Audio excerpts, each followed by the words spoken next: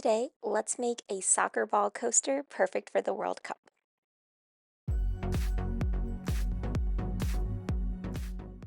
Welcome, I do sewing and DIY related content, and using some scrap fabric, we are going to be making a soccer ball coaster. So I'm going to be taking this white fabric that I have here and folding it in half, and then I have a cup. So I'm going to be tracing out a circle that's about an inch bigger than this cup is. So you can see I've just traced out a circle around this cup, and that is going to be my main coaster shape. So two pieces from this fabric, both a front and a back, and then I'm going to be cutting out the exact same shape from one piece of batting. So this is going to be our main coaster, so it's a circle to look like a soccer ball. As I'm going through cutting this out, I am using cotton batting for this. I find that it works a little bit better for coasters to help absorb any condensation that may come up. Now you're also going to want two different colors of scrap fabric, so I am using red and blue, and then I traced out a 1.5 inch pentagon to kind of give it the look of a soccer ball.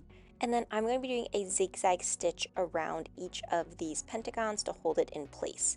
Now I do have the piece of batting underneath of this, so there's the batting and then the white piece of fabric and then the pentagons on top. So I have my machine set to a zigzag stitch, and I'm just going to be doing a zigzag stitch around each of these to hold them into place.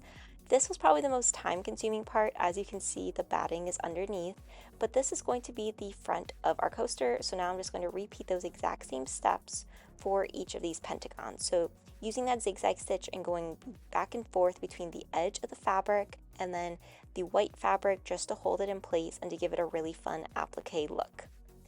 Once we have all of this complete though, so you can see I'm making two coasters for different teams, I'm going to take the backing and place that with right side facing down, and then I'm going to pin all of this in place, and then I'm going to be leaving a 2-inch gap. So I'm going to denote this with double pins and just take a seam all the way around, basically a circle, leaving that 2-inch gap though.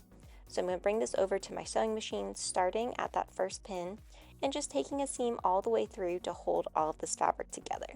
Now this is sewing on a curve, so if you have any questions about sewing on a curve or want a little bit more assistance, I have a whole video in case you're interested.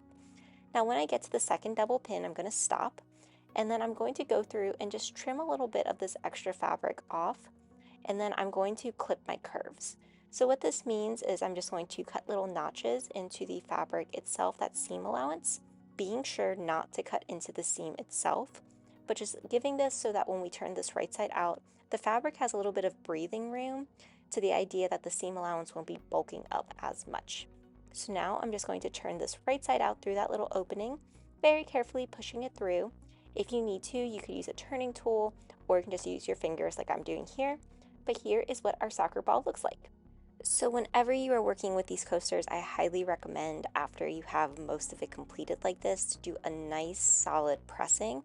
This is just going to have it give you such a crisp look. So now I'm just going to go through where we had that opening. The raw edges are back inside the coaster, so I've pushed them in, and then I'm just going to pin this into place. And then we're going to take a top seam all the way around the coaster using about 1/8 of an inch seam allowance, but this is going to allow us to close up that opening that we had, as well as provide a really nice professional look and feel. So now over at my sewing machine, I've started this process, then I'm just going to continue it all the way through.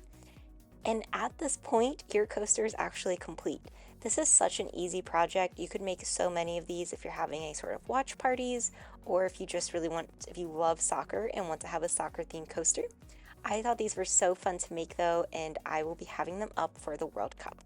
If you enjoyed this video, be sure to like, comment, and subscribe, and let me know what you want to see next. Thanks for watching.